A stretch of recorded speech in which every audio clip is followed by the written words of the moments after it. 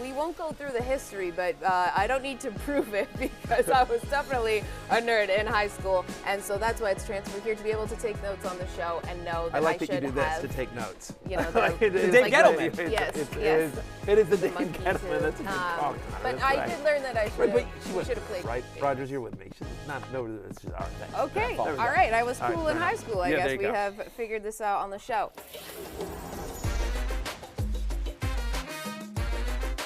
Fantasy Football Happy Hour with Matthew Berry, served by Applebee's. I don't know how cool she was in high school. I'll just tell you this much. She was definitely cooler than me. There's a gif of Gettleman at the press conference making fun of the analytics nerds. That's what you were trying to do. I'm really glad that I'm related to Dave Gettleman like that. But I was thinking about 100%. that the monkey that's typing away gif. Also a good gif. Okay, so it is noon on a Wednesday on Peacock, but it is, of course, 5 o'clock somewhere. Jay Croucher back in the house. Julie Stewart-Binks back with us. I, of course, am merely Matthew Berry. And a beer pong champion. Yes, you have to explain the shirts. Well, shout out to my guy, John Mendez. Like, you don't get the shirt unless you're actually a beer champ. Me and John Mendez are the beer pong champions 2 years in a row of our neighborhood that we live in together. And so, you know. Our neighborhood. I should say of our neighborhood. Well, whatever. It's a big neighborhood. We took on all comers for 2 years in a row. This is a true story. My kids, who are seniors in college, said, oh, well, we can, and I'm like, okay, fine. Me and John Mendez, we're both, we're older guys. And we're like, fine, we'll take on you punks. We crushed them twice. And I said to my kid, I want my money back. Like, how did you go to college and lose to an old man in beer pong? You just spent 4 years in college. You had more experience, though. Right? You know what it is? A lot of people use the wrist, and it's the elbow. Here we go. It's the elbow. That's the key. I can't do beer pong. Don't use the wrist. People try to do the wrist, and the elbow is the key. Are you more like a Dirk Nowitzki high arc, or more like a Kobe line drive? Yeah, just like a little more Dirk. Okay, a little more Dirk. A little more Dirk, and honestly, it's a little Raleigh fingers too, because if you spin it. I'm just whatever. Well, whatever. Look, I'm wearing a T-shirt. You're not. Yeah. Jay Croucher, you probably have to do beer pong backwards from Australia. It goes around the other way. Right, exactly. Yeah. All right. Well, that's some great strategy there. I get the yips doing beer pong, so I'm gonna write that one down in my notes on what to do. The yips. Before the show, Julie Stewart-Binks told me she plays wine pong. I did. I've played wine pong before. Don't remember all of it, but it was quite the experience. Right. Did you win? Oh, you just don't remember. Actually, no. Yes, I played against former NHLer Ryan Kessler. It was like a big thing. We filmed it. Never made air, obviously, because it was wine pong. But it was. I don't recommend it. But we do have a great. It sounds like I recommend. That sounds like recommend. That sounds like the strongest recommended. Yeah. Yes, Like if you and a former NHL player got so hammered at wine pong that you literally couldn't air the piece.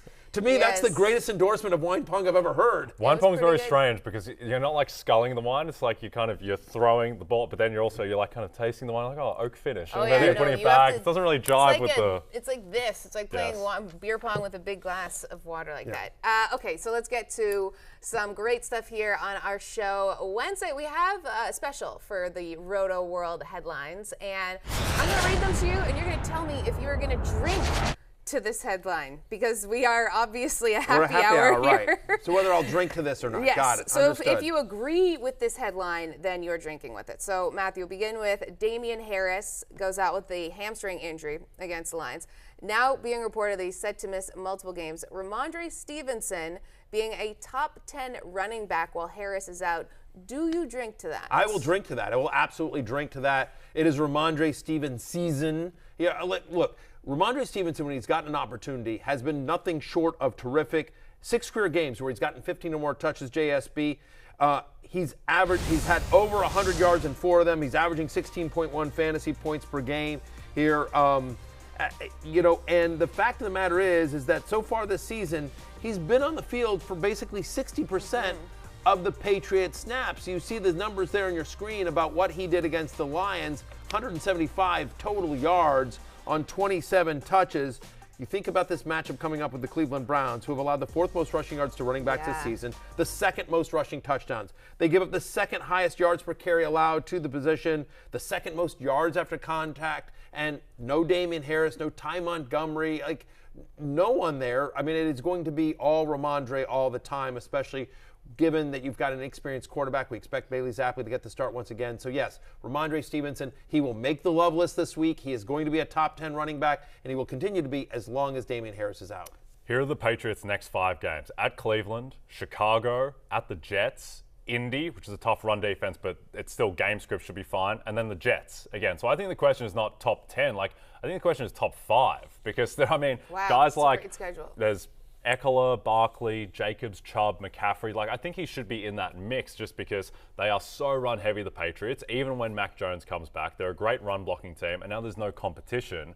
He has a real chance to be a top 5 running back the next 5 games. And what's nice is he doesn't need to come off the field. He's a nice pass catcher as well, so he's a true 3-down back. He is quickly becoming a bar star for the New England Patriots. To bring it back to the happy hour, we have Steelers coach Mike Tomlin saying that Jaylen Warren's role will continue to grow. So Najee Harris fantasy managers, should they be worried about Jaylen Warren? Jay, are you going to drink to that? Not really drinking to it. I don't really buy the Jaylen Warren thing.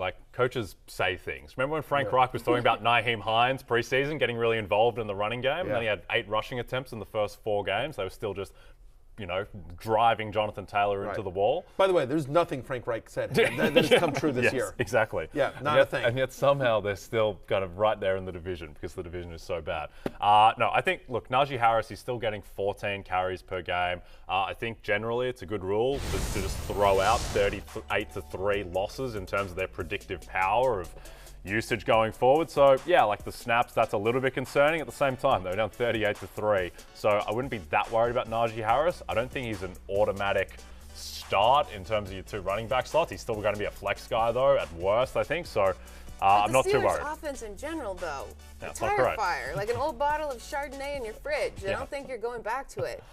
Wow. You haven't seen me alone on a Wednesday night. But what I would say to you, JSP... Fire Wednesdays in the berry hole. That's right, 100%. Listen, it's love-hate night, writing night. It's just a lot of, I got to get to the pass catchers. Glug, glug. All right, but what I'm going to say here, Jay Croucher, very simply is this. Okay?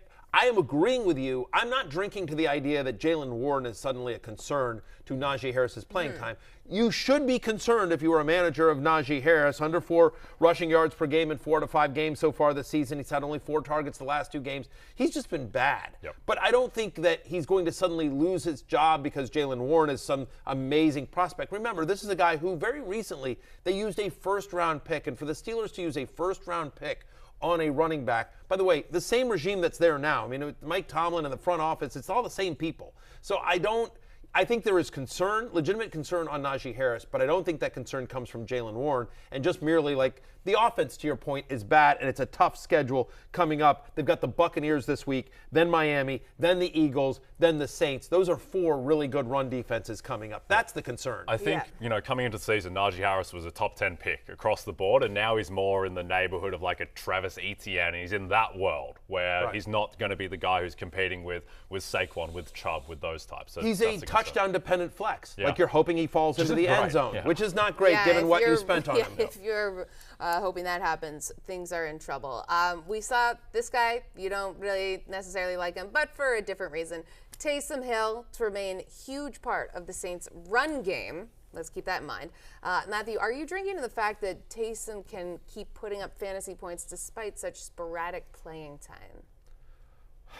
I will, much like you're at the bar and it's closing and you're like, I should go home. But F it, I'll have one more. I will drink to that, begrudgingly, but I will drink to the fact that Taysom Hill, annoying Taysom Hill, stupid Taysom Hill, will continue to vulture opportunities from whoever the quarterback of the Saints is, from Alvin Kamara, from everyone except Juwan Johnson or Adam Trautman, right? He's vulturing from every position other than tight end, which is where he actually qualifies, which is sort of insane here. But the concern on him is that, as you see it here on your screen in terms of his snaps by position, he's played 16 snaps so far this year at tight end, but 24 at quarterback and 11, only 5 less at wide receiver. If you combine running back and wide receiver, it's 17 snaps more than he's played at tight end, 44 snaps on special teams. The usage isn't there. That's the thing. Obviously, coming up a 4-touchdown game, it's just a massive game for him. I don't think you can expect that. He is touchdown dependent. Honestly, if you take all the touchdowns away, he's basically tight end 24 on the season. He's basically Kyle Pitts, who also doesn't have any touchdowns. Okay. Right. I mean, right. But having said all that, he qualifies as a tight end, and he's basically a touchdown-dependent tight end because when he does score, then like again, you're not expecting 4 touchdowns every game, but like when he scores, like he's a usable tight end. And when you think about it from that context, that after you get past the Kelce's and the Andrews of the world, right? Like there's not a long list of guys that you feel good about starting every week. Most tight ends in fantasy are basically touchdown dependent. Right. So you're like, okay, so if I'm sifting through all the touchdown dependent tight ends, here's a guy that's going to get 1 or 2 carries inside the 10. Like you prefer that than, whatever, Tyler Conklin being the 4th option for Zach Wilson. And so I just, when you think about him from the perspective of touchdown-dependent tight end, yes, I will drink to the idea that Taysom Hill will continue to be useful in fantasy as long as you put him in the proper context, which is he's somewhere in that 8 to 14 range of tight end that you're hoping he hits pay dirt. Yeah, I think that to me, Taysom Hill, it's like Aaron Judge last fortnight of the baseball season, where it's just like swing for the fences or bust. Like you just have to get that touchdown. I love that you said Fortnite. Yeah. Do we not say Fortnite in America? Okay. We do now. All right, we do now. Yeah. Good matches on the weekend in the NFL. Right. I thought you were talking about the video game here. And then you mentioned Aaron Judge on the last 2 weeks, and I'm just like people, are we really going to have to cut in for Taysom Hill? Yeah. Let's cut in for Taysom Hill. I'm watching something I like, and now we're cutting in to see Taysom Hill? You'd already ruined it with Aaron Judge. Like, what are we doing here? I think, if you're me and you drafted Cole Kmet and Albert O as your tight ends late in the league, then you're getting Taysom Hill, and you're happy with it. But outside of that, you can't be too And just an overall question Taysom. for both you guys very quickly. So for everyone else out there that might have a tight end that isn't one of the top guys, I mean, he's sort of in the middle, but like a Gerald Everett, and you see Taysom Hill is available, how do you feel about maybe dropping Everett and then getting It's a case-by-case basis, but I would prefer, in that particular case, Gerald Everett. Yep. Like, I think Gerald Everett is borderline tight end 1. Like, I know he didn't have a great game last week, but I still believe in, Gerald Everett. There's a couple of guys like that I'm in on after you get past, the Andrews and Kelce's of the world, right? So, and I mean, hopefully Dalton Schultz comes back. Like, he's in that mix. I think Hawkinson's in that mix. But if you're sifting around, if you're in the Will Disley era, area, like if you're in the Irv Smith area. It's a dangerous neighborhood. Right. If High you're crime. Right, exactly. It's If you're in that neighborhood. It's not the beer pong champion neighborhood. No. Just saying. Listen, if you haven't won, you can't wear the T-shirt. That's all I'm saying. That's very true. All Okay, so Baker Mayfield is expected to miss multiple games with a high ankle sprain that he suffered against the Niners. Enter P.J. Walker to take on the Rams. So, Jay, P.J. Walker will elevate DJ Moore's fantasy stock more than Baker Mayfield has. Are you going to drink to that? First, I love that you said enter P.J. Walker. It's not quite enter Sandman, is it? Enter P.J. Walker. XFL superstar P.J. Walker. Yeah, I am drinking to this just because it's different than Baker Mayfield. I think we're at the point with the Panthers where anything different is good just because there's the upside that it might be better. I just felt bad for everyone on the Panthers. DJ Moore, Christian McCaffrey, the water boy. Like, it doesn't matter. Everyone, you're just feeling bad about it. And now it's different. I do think that, DJ Moore did have 19 targets the past 2 weeks. McCaffrey's getting involved a bit more creatively. The first 2 weeks, they were treating him as Jonathan Taylor running inside the tackles. Like, now he's getting a bit more passing game work. So I think it was trending in the right direction anyway. But, yeah, I think Baker was just so bad that now, and DJ Moore's shown that he can make it work with Sam Darnold, with other quarterbacks who are not, Patrick Mahomes. So I am buying the fact that this is better for their value just because it's different. Yeah, can't get worse, right? Yep. Nowhere to go but down. He's wide receiver 47 on the season, DJ Moore. That's bad. Oofa. Having said that, I'm probably not starting him this week. I want to see. Let's see what it looks like. Right. Let's see what the P.J. Walker era looks like. By the way, it's new coaching, right? Yeah. Right, exactly. I mean, Matt Rule, this is going to be the first game without Matt Rule as the head coach. Ben McAdoo's still going to be calling the plays, but I think maybe he can install more of his offense or what he wants to do without the influence of Rule, who is an offensive-minded coach. Steve Wilkes is going to be interim head coach there as well. Worth noting that when Walker started last season. In a way. Like Little Giants? Well, it's just like everyone's new, everyone's coming together, new coach, quarterback. You kind of see what happens. Right? Is that the one where they have the neighborhood girl as the linebacker and like she Icebox? Icebox. That's who I was in high school. You were Icebox? Oh yeah, big time. Icebox. I remember, and Icebox turns the season around, right? She's the best. Everyone loves Icebox. Anyway, Julie, it is worth noting that in the one game that P.J. Walker started last season, we'll see if the Panthers can sign Icebox. She's probably of age. They should. She's probably of age right now. But anyway, in that one game that Walker started last season, DJ Moore, 4 for 24, ran 32 routes. Like, didn't have a great game. I did not rank him this week. Yeah. I mean, again, he's wide receiver 47 on the season. And, again, nowhere to go but up with P.J. Walker. But against the Rams, you need to see it once, right? Yeah, you need to see the it at Rams least once. Have been a bit of a dumpster fire. Lots of dumpster fires going on, but also lots of great parties to bring it back to the happy hour. Right. A couple of other very quick headlines. Yes, right. get in there. Is that it looks like Tyreek news coming out today just before we went on air is that it is trending in the right direction for Tyreek Hill to play this week. Not looking great for Teddy Bridgewater or Tua Tagovailoa under center. Looks like it will be another week of Skylar Thompson. More on that next segment as well. Devontae Adams has been charged with a misdemeanor by the Chiefs Police Department. We will see. He's on a bye this week, but we will see if there's any disciplinary action from the NFL regarding that. All right. Thank you so much for those headline updates. We will have a whole lot more on Fantasy Football Happy Hour with Matthew Berry, Jay Croucher, JSB here, drinking and having fun. Water, that is.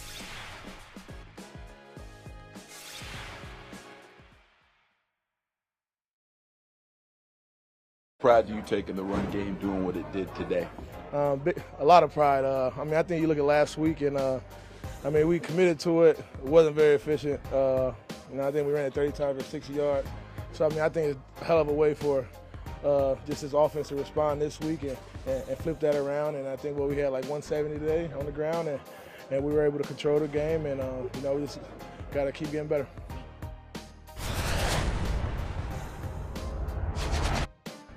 Fantasy managers with Zeke Elliott on their roster might have been heading to that open bottle of Chardonnay the last couple of weeks because he has not been doing so great. But on the show, fantasy football could be Najee Harris. It could be way worse. There's always a way to go down and up. But we here on the show we have keep it open or close it out. So usually in a bar, that's what you do when you're drinking. But we're going to talk about starting players. I like it when Julie explains drinking to our audience. You know what? Hello, drinking. Just from a very experienced point of view. Good day drinking. Just from a very experienced. So, usually when you're at a bar if here, you right? go to the bar and you decide you don't want to drink anymore, you say, "I'm going to close it out." I don't know what that means because I usually just keep it open and forget my credit card there and have to go back the next day or cancel it altogether. Right. But in terms of fantasy, we want to know if you are going to keep it open, so you're going to keep starting these players. Close it out means you're going to not start them. So these are not players we are saying drop. These are merely players. These are borderline start-sit guys for this week that have, and Ezekiel Elliott is the perfect example. Yes. Okay. So Matthew, let's start with Ezekiel Elliott. Despite high volume, Cowboys' lack of rush efficiency hurting Zeke, are you going to keep it open or close it out? I'm probably closing it out if I have a better option. Like I'm at running back 27 when she's a low-end flex, and usually in a flex, assuming you're playing a PPR, you want a wide receiver there. He's playing the Philadelphia Eagles, right? And the Eagles have had such a good run defense. They've held opposing running backs to under 43 scrimmage yards a game. They're not involving Ezekiel Elliott in the passing game here. Tony Pollard has the more explosive plays here. If there's a positive here, he's getting work. He's had 16 touches in 4 out of 5 games this year. But my expectation here is that on the road at Philadelphia, just the Eagles' run defense is just too tough as well. I think it's going to be a split between him and Pollard. Zeke has yet to play more than 67% of snaps in any game this year.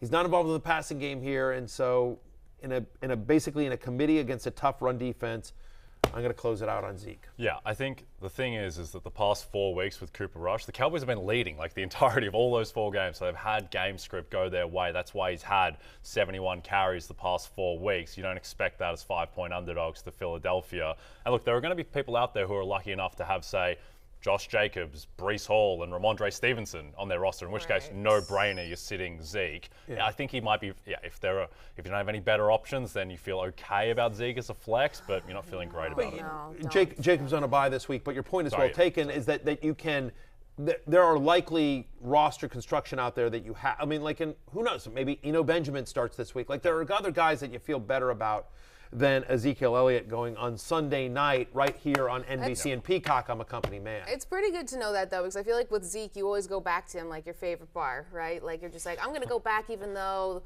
it's old.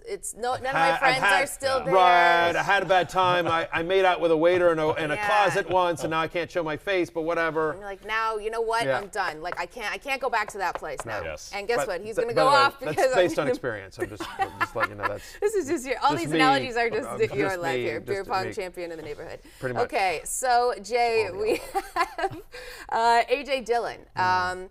Packers offense, do you think it's too inconsistent to support multiple fantasy viable running backs after what we've seen? Would you keep it open with AJ Dillon or you close it out? I'd keep it open. I'd rather start AJ Dillon than Ezekiel Elliott, honestly, just because of the matchup. And like last week in London was just weird. Like the Packers didn't have the ball the entire second half. I don't know what was happening. They just can't stop the run, and so it was just Saquon o'clock. And so I do think that there is upside with AJ Dillon. The first 4 weeks of the season weren't nearly as bad.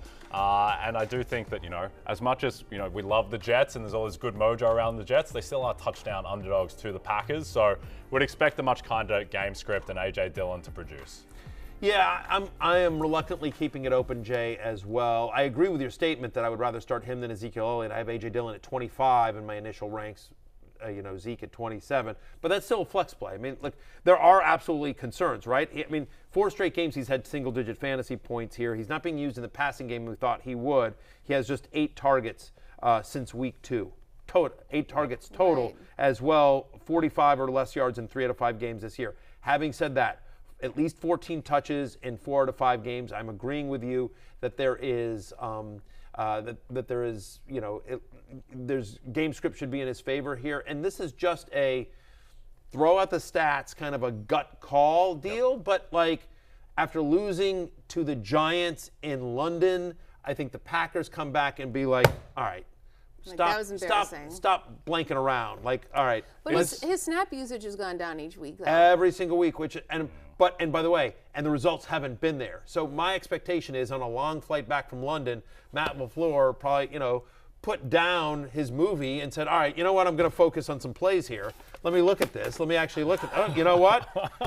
What we're doing isn't working. Maybe we should get back to being a little bit more run heavy. It is crazy that the New York Jets, they're only 7-point underdogs in Green Bay. Like before the season, we'd have expected that by this time would be like 13 points or whatever. But it's 7. I think 7 is the right line because the Jets have been frisky.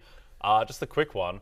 Robert Saleh is 50-1 to win Coach of the Year. That makes no sense to me. Like they're 3-2. They have an outside chance to make the playoffs. The New York element is huge. 50-1's too big. Right, and he's a likable guy. Very People like him. He's really he's energetic. He's New York coaches are likable. Yeah, exactly. Like he's got all sorts of energy. He's when bald. He's jumping on People love bald guys. Yeah, it's all. Bald guy. Bald guy. Did you guys see People magazine named Vin Diesel the sexiest bald man alive yesterday? And I'm just like, how many times do I got to get screwed here? How many times? Vin Diesel's different. Like he's. How's he different, Julie? Because you have more hair than him. There you go. That's a nice save. That's right. I do say this. I'm not bald. I am balding, and I think there's an important distinction there. There's an ing there. Yes. There's an ing there. I'm on my way. We'll get you there. Believe me.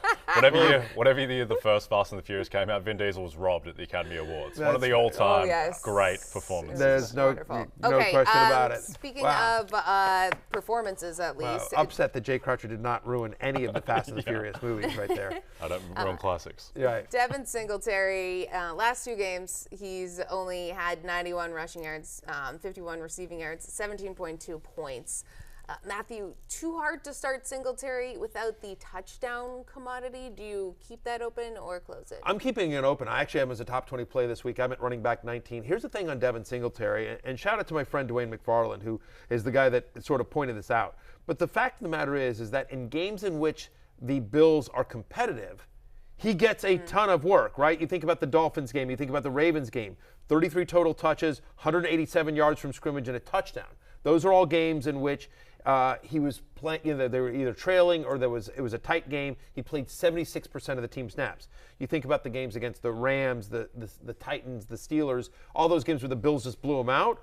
well, whatever. 25 total touches over those 3 games. The fact of the matter is that he had fewer than 50 rushing yards in those games. Like, he just, like, when they blowing out, hey, let's give Zach Moss and James Cook some run. But in competitive games, that's who they trust, and they lean on Devin Singletary. They're playing the Chiefs this week.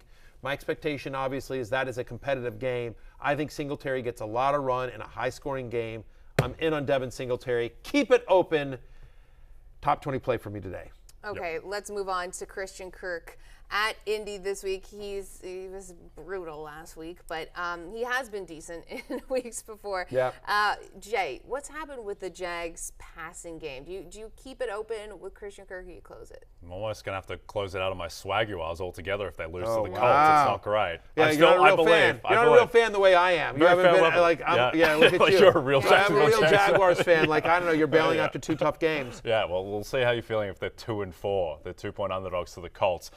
I would still keep it open with Christian Kirk, still start a game. He had a great game against the Colts in week 2, and I think this is just wide receiver variance. Like, unless you're Cooper Kupp or Justin Jefferson or Stephon Diggs, like, there are games where, Mike Williams just has 1 reception. Christian Kirk just does nothing. Like, I think you just have to ride it out with Christian Kirk. I'm not too scared about that Indianapolis defense, particularly against a guy who's going to be in the slot a bit, so I would keep it open with Christian Kirk. You think about this game in week 2 against the Colts, 6 for 78 and 2 yards. You can throw against the slot against the Indianapolis Colts. I'm in on Christian Kirk. He's wide receiver 18 for me this week. Might just be a little blip.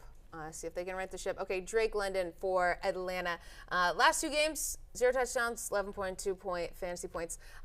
Matthew, has the Falcons' lack of passing volume officially become a concern for Drake London? Would you for anyone open or for America? For America, Yeah. For America, for fantasy Australia. managers. I want to shout out to my buddy Danny Kelly, who just had a great tweet.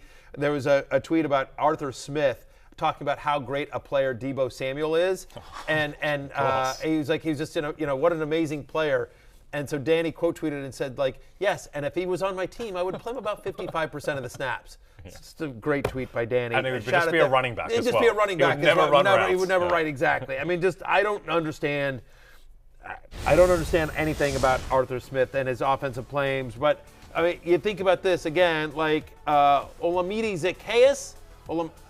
I think that's how I say it. I think you did it. Yeah. Like, you know what I mean? Like, he had more receiving yards than Drake London. I mean, like, what are we doing? Kadarrell Hodge, only 2 less targets. We know Arthur Smith has a fascination with Kadarrell Hodge here. I'm as a wide receiver 3, wide receiver 27. The positives are he's gotten at least 7 targets in every game this year, but under 55 receiving yards each of the last 2 weeks as well. We thought without Kyle Pitts that at least there would be a total funnel there, and it's not. Tough defense against San Francisco as well. This is a very good defense. I think he's a risky wide receiver 3.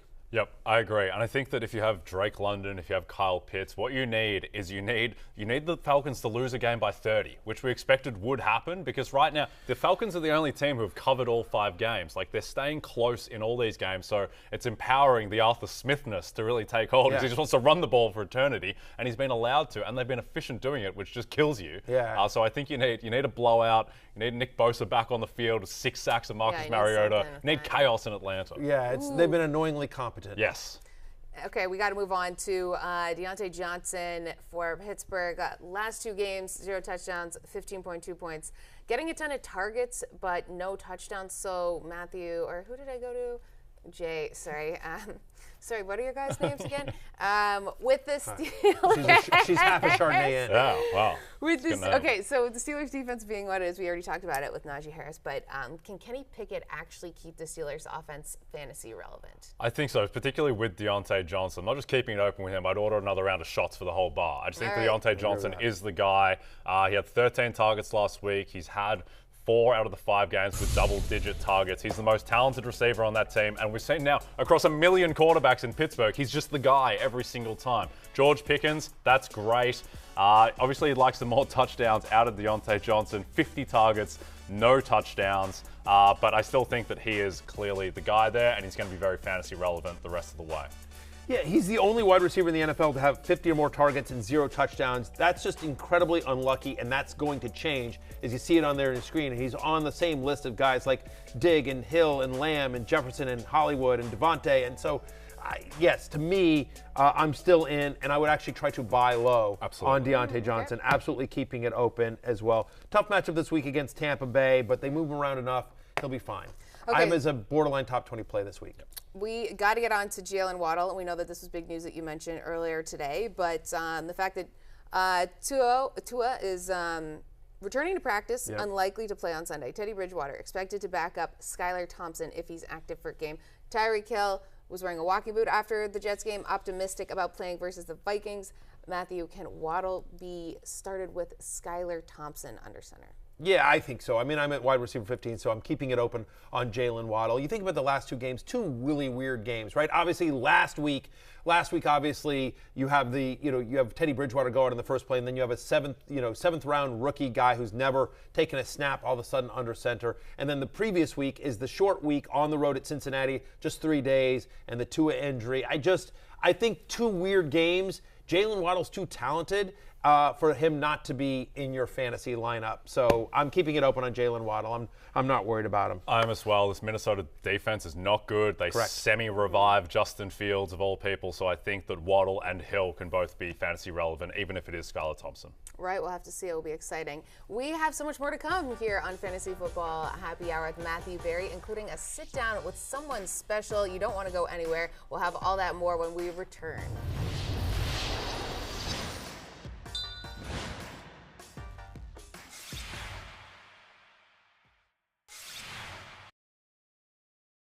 I need more Matthew Berry in my life. That's what I'm sure you're saying. And well, if you do, you can obviously get this show on demand, clips and full episodes, both on Peacock and the new NFL on NBC YouTube channel. And you can obviously listen to it or download it. I don't even care if you listen. Just download it, like it, subscribe, please, on all major podcast platforms. We're really trying to get that up. Listen to it live, Channel 85, Sirius XM Radio at noon Eastern every single day. And you can read my love-hate or get my rankings at NBCSportsEdge.com/Berry or, of course, at Rotoworld.com. Finally, follow me on the social media. I am at Matthew Berry TMR on all forms of social media except the Fantasy Life app, where I'm merely at Matthew Berry.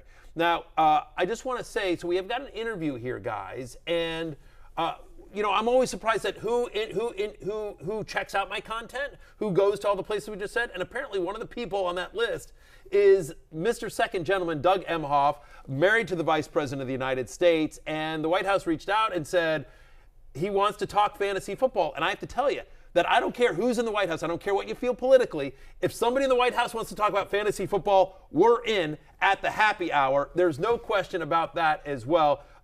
So we taped an interview last week, and as you'll see here, he's a hardcore player. It was a fun interview. I really enjoyed talking to him. And so without further ado, here's my sit down with, the second most powerful spouse in America. Take it away. It is not often. I've been doing fantasy football a long time, and I've seen a lot of things, but I've never seen a request from the White House saying, like, hey, somebody wants to talk about fantasy football. But that is what happened as Doug Emhoff, Mr. Second Gentleman, is joining us here on the happy hour to talk about his 30-year fantasy football team. I was amazed to find out you've been playing for 3 decades. So, Mr. Second Gentleman, first off, thanks so much for taking time out of your busy schedule. And secondly, tell me a little bit about this league. Who's in this league that's been in a league with you for 30 years? Hey, Matthew. So great to be here. It's a real honor. So this league actually started in 1989, believe it. It was stemmed out of my law school classmates and some guys from my first law firm. And so we each had our own league, and we merged it, I think, probably in 90 or 91. So we've been together all these years. It's pretty much the same owners the entire time, and we've taken the whole ride from somebody had to look in the paper on Monday or Tuesday and do the stats to a stats service where we'd get faxed the information, and then finally we were able to go online about 10 or 12 years ago. The league has been going on so long that now my son who's now 28, has been my partner for 7 or 8 years. Some of the other owners have their now teenager, 20-plus-year-old sons involved. So it's just been great to be able to do this over the years. The amount of smack talk is epic. And now that I'm in this position, they don't care. I mean, it's still the same amount of abuse that you get in a normal fantasy league. And now my team is just out there for everyone to see. All right, so hang on. So I have lots of questions about this. So first off, let's nerd out for 1 second. Like, how many teams are in the league? Are you guys PPR? Like, the scoring, just real quickly. Let's nerd out and just talk about what the league specifics are here for 1 second. Yeah, 12 teams, 3 divisions of 4 teams. Okay. And we do playoffs. It's PPR, and there's one quarterback, 2 running backs, 3 receivers, a flex, a defense, and a kicker, and I think 6 or 7 bench players. And now we have a reserve. This has been every rule change over the years it's a bunch of lawyers basically. So every rule change has been highly litigated. We've had commissioners who last for 8 or 9 years and resign in a huff because of all the hoo-ha whenever we need to make a change. There's a trophy that's the same trophy for almost 30 years. There's a trophy presentation. It's very similar to a lot of leagues out there. I think it sounds like it's very similar to a lot of leagues, except for the fact that one of the people in the league actually has an office at the White House. So I mean, let's it is a slightly different league there, Mr. Second Gentleman.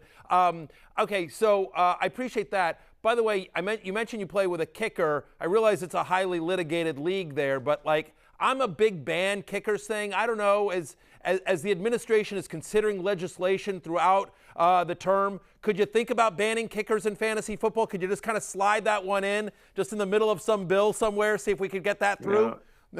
It's so funny because every year somebody will pick a kicker way too early. And there's just lots of discussion about it. So I'm in just get someone right at the end. That person's getting dropped no matter what, and we'll just pick someone right back up. So for me, we have Suck Up. He's been pretty good, but as soon as the Bucks have a break, we'll find someone else, plug them in, and keep rolling. There you go. That is the way you roll with kickers. You are obviously a very experienced manager. By the way, I should mention this. You don't want to brag, but I will. I looked at your team standings. You're 4-0. You're undefeated. You actually have a better record than your Giants, who are 3-1. So it's been a good year in your household here. But I want to go back to something you said in your initial answer here. You said the trash talk is epic.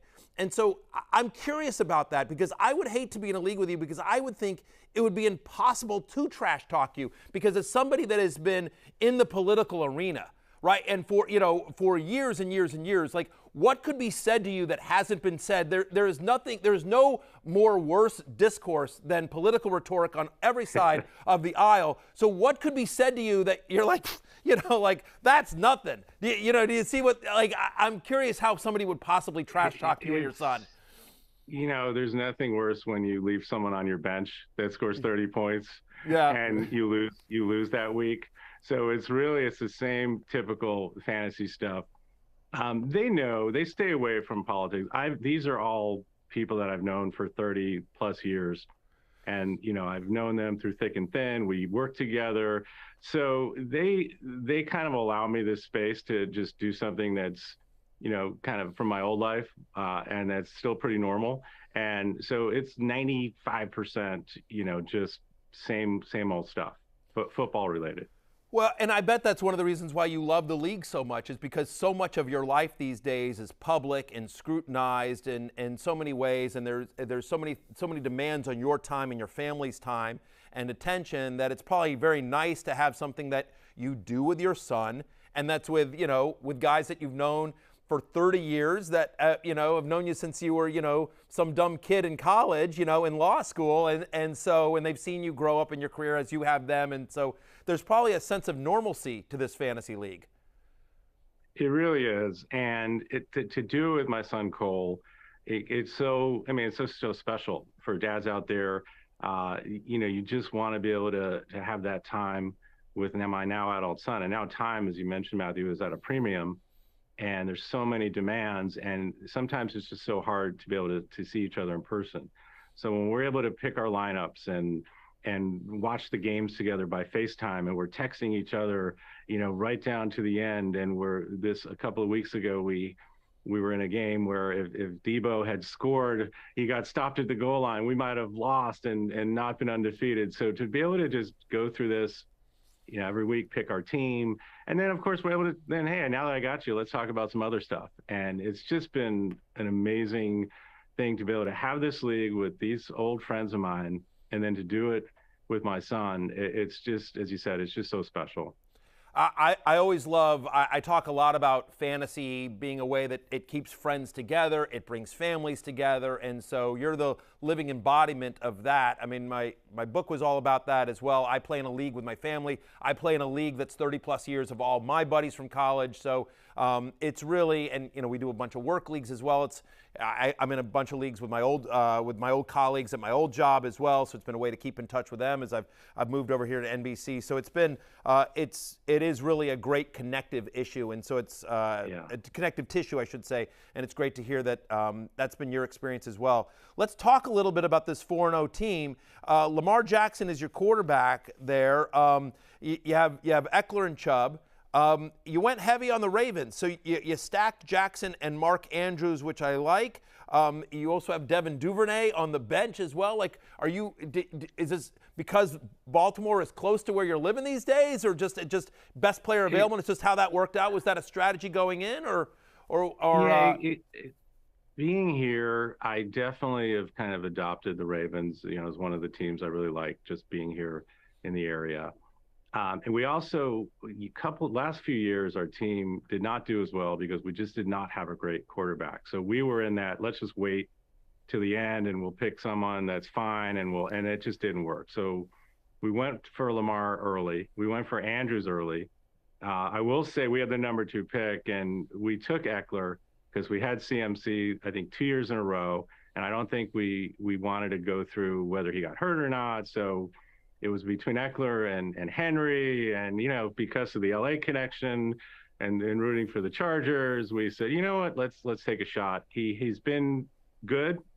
I think he's getting better, and the Ravens defense has been a real surprise. I mean, they're just getting after it. They're scoring points. So, and it's fun to watch because here there's Ravens games on every weekend, so I can just watch pretty much half my team real time, and then texting Cole because he doesn't get those games. Right. I mean, I sort of feel like, I got to be honest with you, I sort of feel like you probably could get more than just local TV. I mean, I don't know what's going on at the Naval Observatory, but I feel like you could probably send an email or something like that. They could probably figure out a way to get it into the vice president's house. I just something to think about there maybe for next week. Mr. Second Gentleman, let's talk here a little bit. So it's interesting, like you're obviously a very experienced fantasy manager, just listening to you talk. I'm just curious who's doing the heavy lifting in terms of the research here? Do you because I'll be honest with you. So on your personal Twitter, I went through and I noticed you don't follow any fantasy analysts or really a lot. You don't follow a lot of sports people either. It's obviously very political in terms of who you follow and also people from your life. And so my question was, are you listening to podcasts? Are you reading? Is Cole doing a lot of the heavy lifting? How do you research your draft and your weekly starting lineups? Yeah, all. I don't have a lot of, as you said, Twitter's not really where I find it. Cole does a lot. I do a lot. Again, I'm busy doing this job. So to the extent I have the time, but Cole, he's kind of an equal division of labor. And frankly, he's really stepped up and has done more because he knows I'm busy and I'm traveling. But yeah, it's you, it's your podcast, it's the websites, it's, watching some of the morning shows all throughout the country. I like the local broadcasters in the various cities, so you can really hear what's going on with teams. And so I'm doing all of that, or I get up really early. I make a big pot of coffee, and I kind of get ready for my day, including, but not limited to, my fantasy team, and in addition, all the other stuff I have to do. And it's good because, again, it gets Cole and I to have a conversation about it during the week. And then we get in trade proposals. And now that our team is doing great, you pick so-and-so. We need, so we're getting these ridiculous trade proposals, all of which were not fair to us. So we have turned them all down. So, it's a little bit of everything. Yeah, which is awesome, and I always talk about that. That's one of the reasons why it's so great. I mean, my oldest son, who no longer, he's graduated college, he lives out of the house, but because we play fantasy, same thing as it sounds like with you and Cole, is it gives us an excuse to talk and connect every week and something to, people always get busy, and so, but like we're forced to have conversations because we got to figure out who are we making bids on, who are we starting, and we got to consider this trade proposal, et cetera, which is great.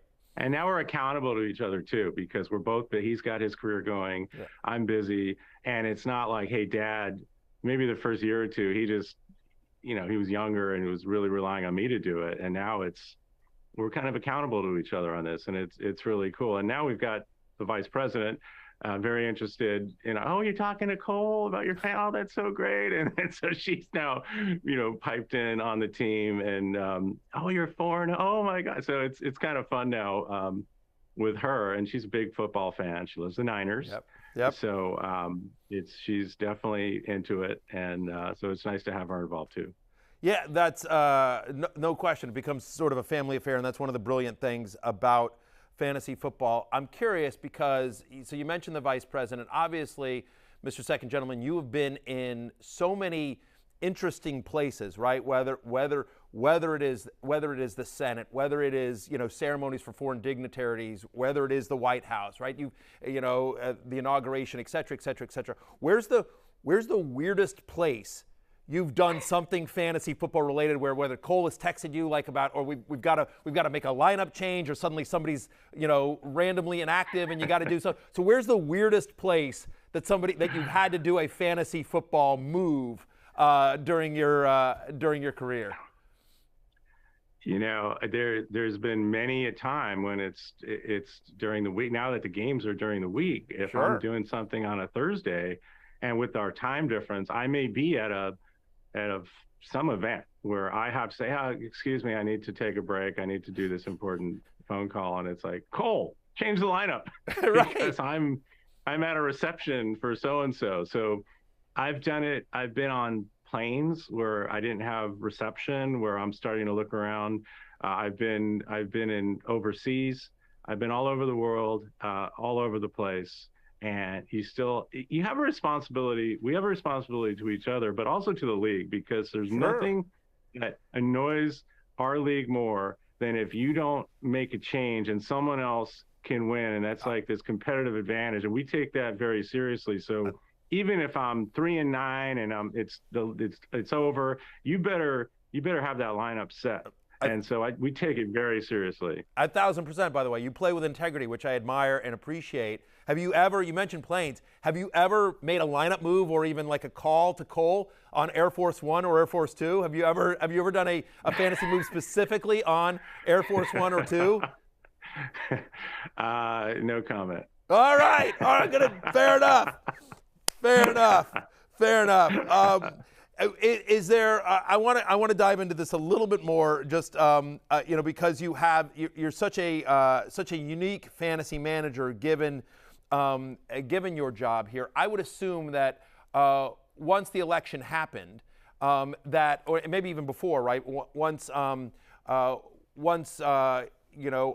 Ms. Harris was named the vice presidential nominee, my expectation is that you guys go through insane security clearances, that there's all sorts of, I've never been in a situation like that, but my assumption is that anyone that's running for, the highest political office goes through unbelievable security checks and balances, everything like that.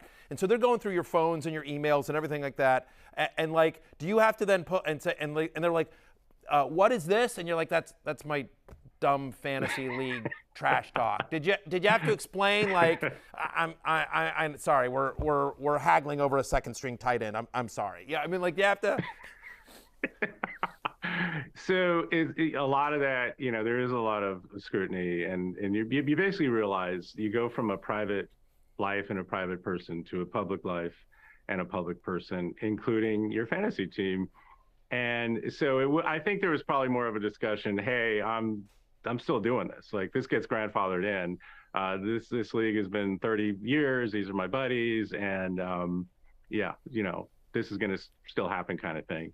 And but it's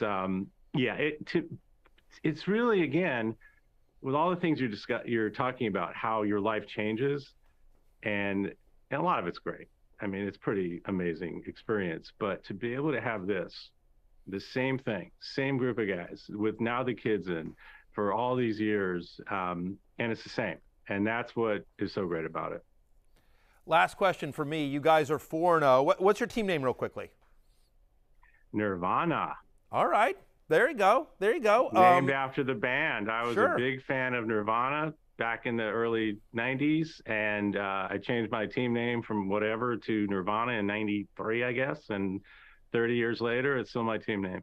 I love it. Maybe make the avatar the little baby swimming from the album cover. But here's my question. So your team Nirvana, you guys are 4-0. You're undefeated. You've got Eckler, you've got Lamar Jackson, you've got Nick Chubb, you've got Mark Andrews. You've got a really strong team. If this team ends up taking the title and bringing home the trophy for you and your son Cole, you know how like the White House will always host like the Super Bowl champion and the World Series champion, and will you host your fantasy team at the White House for a trophy celebration? Will you, like Lamar Jackson and like Austin Eckler suddenly and Devin Duvernay suddenly get Ryan Suckup get invites to the White House, and you present them with trophies from Team Nirvana? Will you do that? Will you consider that? That'd be awesome. I actually invited the team. So we do this trophy presentation.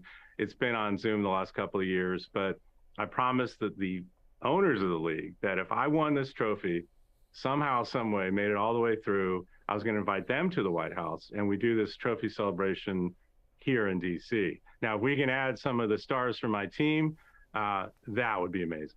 So. Yeah, I don't know who's turning down a trip to the White House as well. I mean, listen, I'll come and present the trophy to you if you want. Listen, that's a deal. They're fantastic.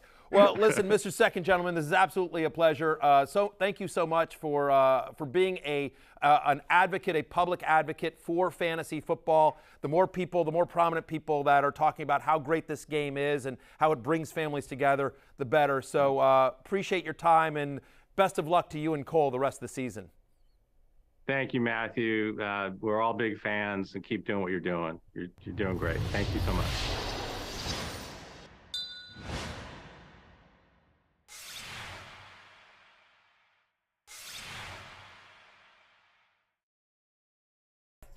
The NFL season is here, and the NBC Sports Predictor app is giving you a shot at winning $100,000 by entering Sunday Night 7's free contest between the Cowboys and the Eagles. So if you don't have the NBC Sports Predictor app, go download it right now. $550,000 have been handed out so far, with 25,000 winners. That sounds like a lot of money and a lot of winners here on the show. And Jay, speaking of winners, for this game on Sunday, Eagles and Cowboys, more receiving yards, CeeDee Lamb or A.J. Brown? Give me A.J. Brown, Julie. I think this is actually kind of an easy one. He's averaging significantly more yards, 87 per game, to CeeDee's 68. And I just trust Darius Slay more than I trust Trayvon Trick-or-Treat Diggs. I think Diggs has actually been better than he was last season. He's not getting the same picks. He's more solid. But I just think I like the Eagle in this matchup. Also, I like the Eagles -5. They're only -5. They're which is weird. I mean, Cooper Rush has been fine, but he's just like... He hasn't had to unleash the full Cooper Rush yet. No. Cinderella story. The Rams were -5.5 to the Cowboys, so why are the Eagles only -5? Makes no sense to me. Math. Okay, and Matthew, Jalen Hurts, total yards? Yeah, I'm going to go over 340. It's the widest range of outcomes. He's also, by the way, that's total yards. It's passing and rushing. So he's gone over that number in 3 out of 5 games this year. He's had over 50 yards in 3 out of 5 games this year. You think of the last 2 games against the Cowboys, right? Last year, 361 total yards. 2020, he had 411 total yards. So I'm taking over 340 yards. That's the selection I'm going to make here. Exactly. I mean, listen, the Cowboys defense is good. I get it, but they're on the road, Sunday Night Football, undefeated Eagles. I'm in on the Eagles this week, all in. Yeah, also worth noting, by the way, fantasy football pregame. We'll be there Sunday live as part of the Fan Fest. We'll be out there at the park. So anyway, come check us out Sunday morning live. You can be part of the crowd, 11 a.m. to 1 o'clock Eastern. What's the name of the park, guys? It's Trickle Park or something like that? Throwing it out to the Go to Trickle Park, everybody. Dilworth Park is what I'm being told. Dilworth Park. And also I heard you're going to be talking a little soccer. Yeah, we'll be talking a little bit of soccer. I'll be listening a little soccer, not really talking soccer as well. So, but anyway, yeah, come on out if you're in the Philadelphia area. Come on out on Sunday to Dilworth, right? Do I have that right? Maybe. Minus 140. Park here in Philadelphia Park. will be having some festivities Dilworth going Park. on. Yeah, I'm not familiar with Philadelphia. I'm looking forward to getting familiar with it. 11 a.m. on Sunday. Yeah, well, you got to get your cheesesteaks. All right. So I will. Thanks, Julie. Thanks, Julie. Thanks for that addition here on the show. Thanks. Exactly right. By the way, it is comments like that got our own Julie Stewart-Binks the game-changing on-air talent award at the Women in Media Award ceremony last night. Nice job. Congratulations. Thanks, guys. I'm not really sure what game-changing talent is. I would have worn the trophy here around your neck. Of course you would. Like Flavor Flav. This made us notice it. It was a brick, but I should have just brought it, right? Just something like that. You don't have to go home, but you can't stay here. We're back tomorrow. Peace out. Hey, it's Matthew Berry from NBC Sports and Rotoworld.com. Just want to thank you so much for watching what you just watched, or at least being too lazy to click out of it after the autoplay just kept it going. So either way, thank you so much for just letting it scroll by your screen. And now I'd like to ask you respectfully, okay? Respectfully, please subscribe to the NFL on NBC YouTube channel for the latest NFL news, fantasy headlines from Rotoworld, and betting analysis from NBC Sports Edge.